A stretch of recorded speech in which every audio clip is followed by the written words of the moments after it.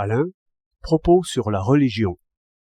L'ordre extérieur et l'ordre humain. L'assurance des spirites et théosophes, en leur congrès, est un fait humain de première grandeur. Ces hommes de bonne foi n'en sont plus à discuter sur les faits, mais sur l'interprétation des faits. Or, je n'ai jamais vu de tels faits, et je ne suis point curieux d'en voir. Et vous, qui me lisez, de même. Situation singulière, et qui fait scandale aux yeux des honnêtes spirites et des vertueux théosophes. Sans aucune ironie, je veux écrire ici que ces nouveaux croyants, autant que je les connais, sont à mes yeux parmi les plus purs, les plus justes, les plus pacifiques des hommes. Je ne crois point qu'ils cherchent jamais à nous tromper. J'irai même jusqu'à dire que leur religion est bienfaisante et au fond vraie. Cependant, je ne crois point ce qu'ils racontent, et je ne m'en soucie point. Je pense même, sans aucune réserve et sans la moindre nuance d'incertitude, qu'il y aurait désordre et menace d'injustice, si leur méthode de croire et de penser s'étendait beaucoup. Il y a ici quelque chose à débrouiller, ou, pour mieux dire, toutes les idées seraient à reprendre. Il faut se contenter de quelques remarques. L'ordre humain est vacillant. Il change sous le regard.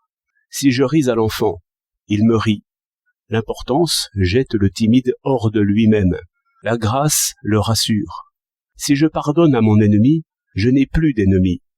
En revanche, le soupçon, aussitôt, fait naître la fraude. L'amour trouve toujours ses preuves, et la haine aussi. L'enthousiasme cherche la paix, et fait la guerre, et la justice en armes équivaut à la pire injustice. Cependant, la faim, la fatigue et le sommeil disciplinent sans peine ces humeurs changeantes. Le travail les règle, l'échange les soumet, et on revient, par la nécessité, à un ordre supportable qui est la revanche de Sancho. Ce n'est point le signe que nos plus nobles rêves seront réduits à l'existence animale. Ce retour de pensée ne résout rien, mais c'est plutôt le signe que l'ordre humain doit s'accorder, si beau qu'on le suppose, à des conditions inférieures. La connaissance de l'ordre extérieur est le premier moment de la délivrance, et la connaissance de l'ordre astronomique, justement parce qu'il est soustrait à nos prises, fut ici la première lueur. Si les étoiles dansaient comme des moucherons, les passions y auraient vu ce qu'elles cherchaient. Si le ciel était peuplé seulement de comètes voyageuses, nous n'aurions jamais surmonté les apparences du rêve.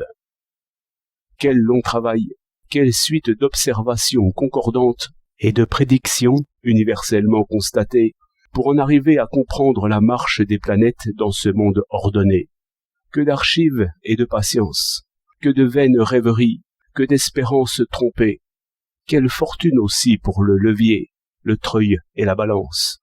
L'incrédulité ne compte plus maintenant ses victoires. Le monde enfin s'est montré, pur d'intentions bonnes ou mauvaises, fidèle en ses lois invariables, régulateur en même temps de nos actions et de nos pensées. Il est strictement vrai de dire que le miracle était l'ordinaire, au temps où l'on interprétait naïvement l'ordre extérieur d'après l'instable et flexible ordre humain. Tout le progrès est en ceci que l'ordre extérieur s'est montré dans un brouillard de miracles. Tous les miracles se montrent encore dans la première apparence. Nous rêvons comme au temps d'Hector et d'Énée, et les étoiles tournent d'est en ouest pour nous comme pour eux. Mais c'est l'interprétation qui fait la différence des pensées. Que nous tenions ferme à cette mécanique préjugée, qui a déjà expliqué tant de miracles. Cela peut se comprendre, et nous commençons même à soupçonner, d'après le travail des siècles, que constater sans comprendre, ce n'est pas encore constater. 20 septembre 1921.